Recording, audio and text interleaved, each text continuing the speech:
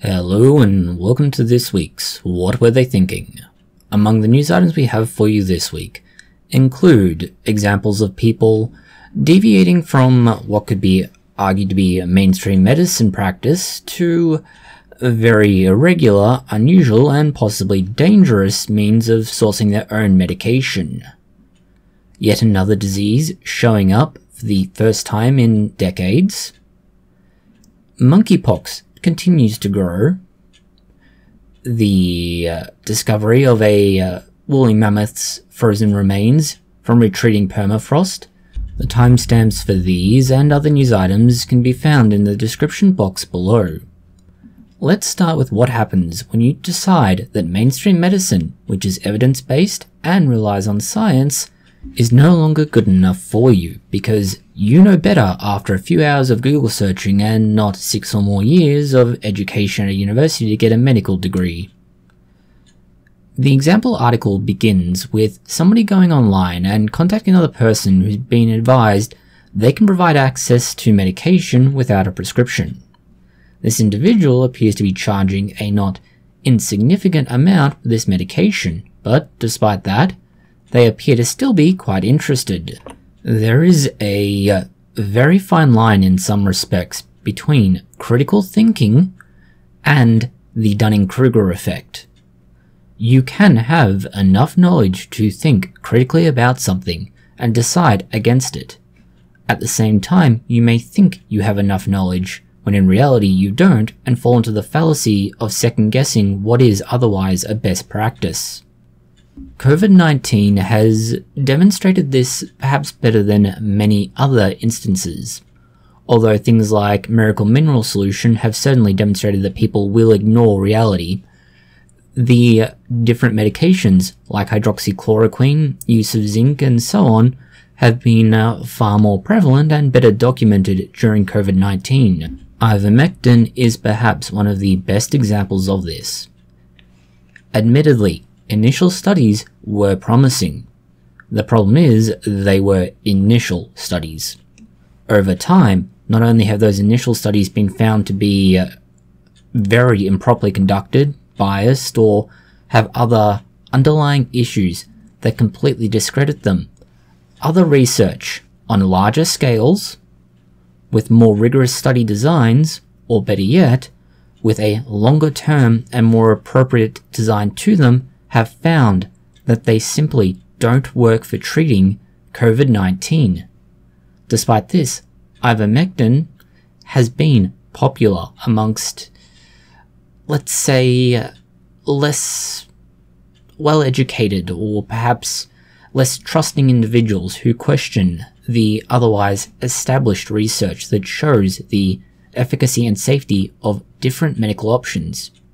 For example, vaccines are very safe, but these same people deny the safety of vaccines, claiming all manner of conspiracy theories. The article focuses on one case study of a lady named Stephanie, who might otherwise have been able to avoid her eventual mortal fate, arriving earlier than it otherwise needed to. The problem was she went with the online crazy doctor option and not a proper practicing doctor basing their treatments on both approved medications and, importantly, evidence. The quantum healer who provided the medication, or at least the prescription for it, had this to say in their defense. She was one of well over 100 doctors, homeopathic healers, and online pharmacists offering ivermectin. She believed the drugs would help and that she can't be blamed for Stephanie's death. The explicit quote is, "This was a grown woman who made her choice. I was just trying to help her. I wasn't trying to hurt her. I would never hurt anybody." End quote. Considering what happened, that doesn't hold a great deal of validity. The person died, avoidably. Still on the topic of avoidable diseases and problems, we have polio. Polio is a disease that since the 1950s we've had various vaccines for. Yes, there was some initially rocky start to it, but that was solved relatively quickly. Since then, there has been an almost global effort to try and eradicate polio, and it has been almost globally effective. There are only a few areas where it's still an extensive problem. For the most part, countries that have a effective vetting system and a high migration rate tend to be able to resolve most issues to do with polio before people enter the mainstream of society, generally getting them vaccinated if they're not already. This is why America has not had a polio case in more than 10 years.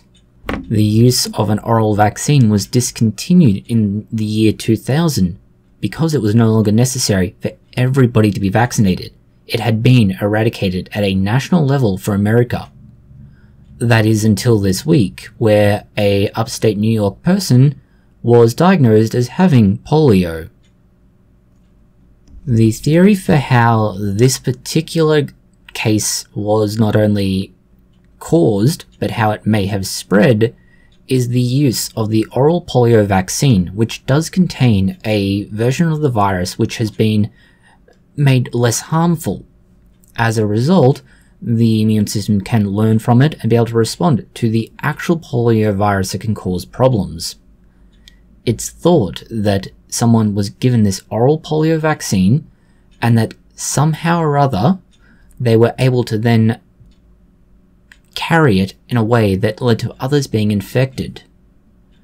It's notable that what they have is a version of the virus which is significantly weakened, and that's because it only has to have enough reality to it to get the immune system's attention, but you don't want it to have any more strength than that so that it doesn't harm the person who's being vaccinated.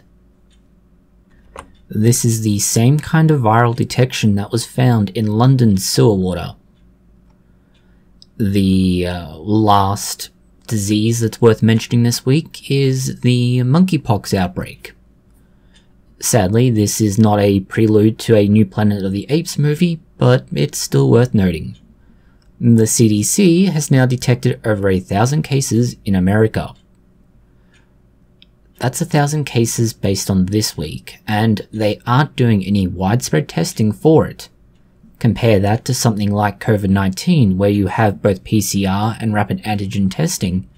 You can begin to see why these figures might be so much lower. There is no concerted effort to try and find out who's been infected and how widespread it is. That means that although it's a little over 1,000 cases, globally there's nearly 11,000. And again, there's no concerted effort to try and identify it.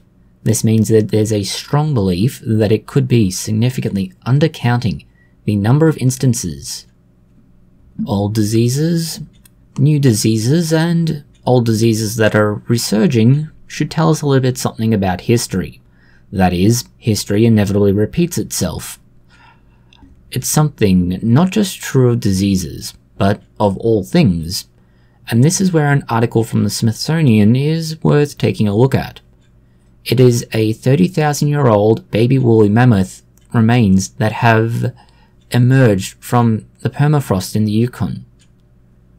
The remains are part of a larger pattern of permafrost decreasing or being removed due to various changes in the environment, most notably climate change, and various things becoming exposed, whether that is simply rock that was sitting under the frozen terrain, interesting and exotic diseases, or, in this case, the remains of a woolly mammoth.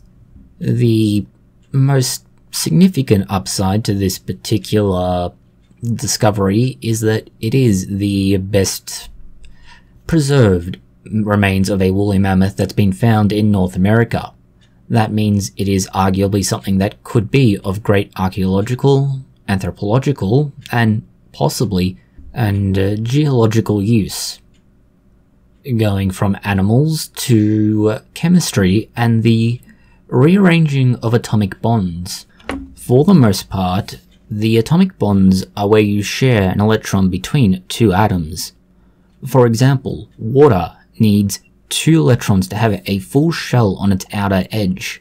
To do this, you get 2 hydrogens that fill that role. This is why we get H2O. The exact nature of the way these bonds occur can be shifted around quite a bit by creating more favourable or less favourable circumstances for the bonds to occur within. For example, if you alter pH or similar, you can make it so that the electrons will more or less favourably change the way they select where they're going to bond to. This is where the collaborative research between a university in Spain, Germany, and the IBM Research Europe has had more success.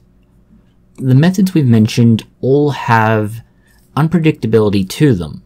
All you can really do is poke and prod at the individual atoms and hope they do what you want with the circumstances you've put them in.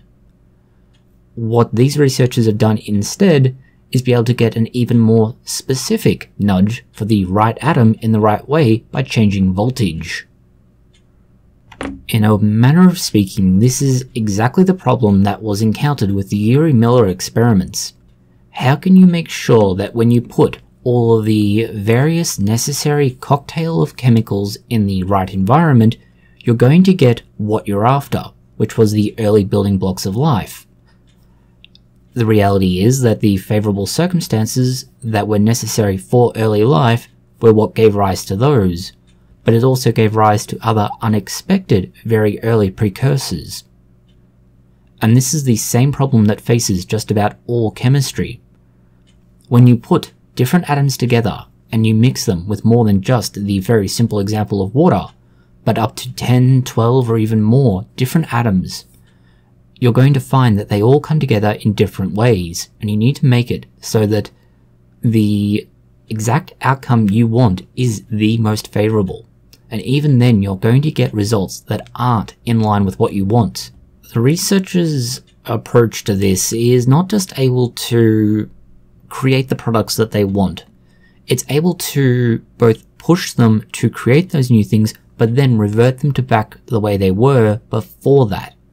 This means you have a very reversible reaction that could be very useful in creating products that are going to self-assemble and then disassemble when you need them to, with very little expenditure of energy which would otherwise be extremely counterproductive.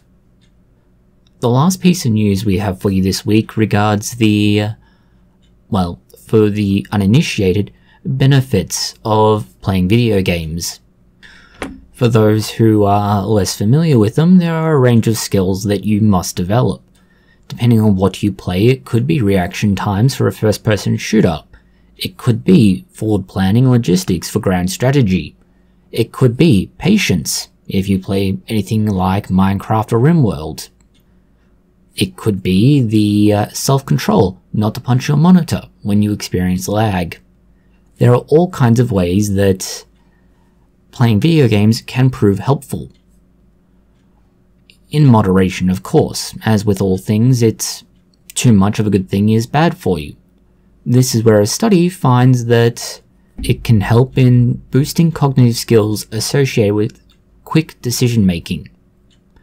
And as with many things in life, being able to make a firm, quick, and good decision can benefit you greatly. The research relied on using magnetic resonance imaging of the brain for 28 individuals who play video games regularly and 19 who didn't. That's all the news we have for you this week. Thank you for watching. If you found it interesting, consider liking, sharing, and subscribing. Please post any comments, questions, or suggestions that you have below.